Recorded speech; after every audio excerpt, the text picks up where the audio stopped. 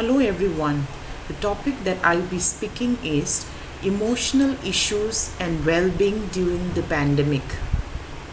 There is a lot of news coverage about the outbreak of COVID-19 and it can be quite overwhelming for all of us.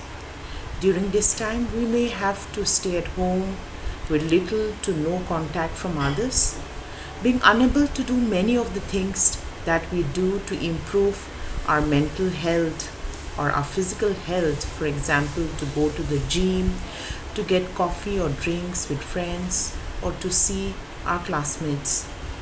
As a result of isolation, unpredictability, and stress, it is likely that individuals in the home may struggle with feelings of sadness, worry, and loneliness, frustration, boredom, and many other such kinds of emotions. Although this time is challenging, it can also be a time of reflection, fulfillment, and relationship building. There are many things right now that are out of our control, but what we do have control over is what we choose to do with the time we have at home. The steps you take today may set you and your family for great things in future. Emotions are a big part of life for all of us. In any day we can experience many different emotions that comes with the highs and lows. Some of these are easy to deal with while others are more intense and difficult to manage. It's normal to struggle with your emotions at times, and everyone has this experience. However, if you have difficulties managing your emotions for a long period of time, it can lead to mental health problems. Fortunately, we can learn to manage our emotions in healthy ways at any stage in our lives. To start with, it can be helpful to learn about the basics. What are emotions? Emotions can be defined as a feeling aspect of consciousness characterized by a certain physical arousal, a certain behavior that reveals the feelings to the outside world, and an inner awareness of feelings.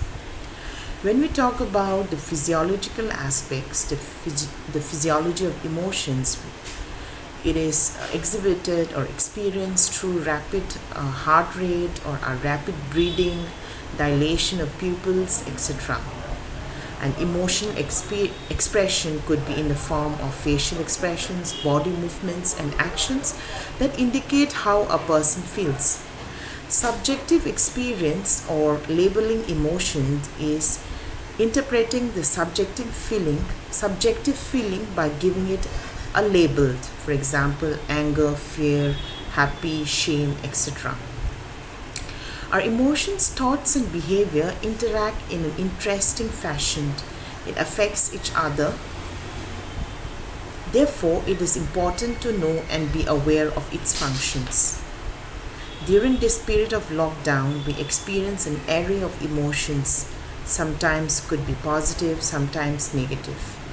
According to a survey conducted during this period of lockdown, the following emotions were found to be pretty common among people: overwhelmed, gratitude, motivation, panic, excitement, positivity, happiness, boredom, anger, cluelessness, curiosity, and peace,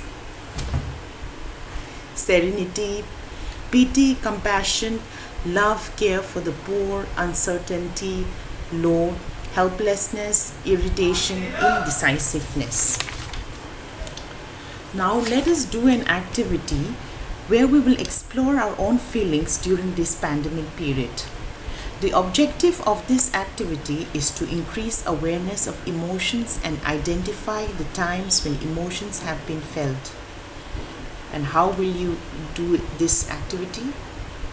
You have to write down the different kinds of emotions that you feel during this period and what was happening when you felt that particular emotion. After writing down, the facilitator will ask if anyone would like to share or any one emotion, how they felt during the moment. The question to ponder after this activity,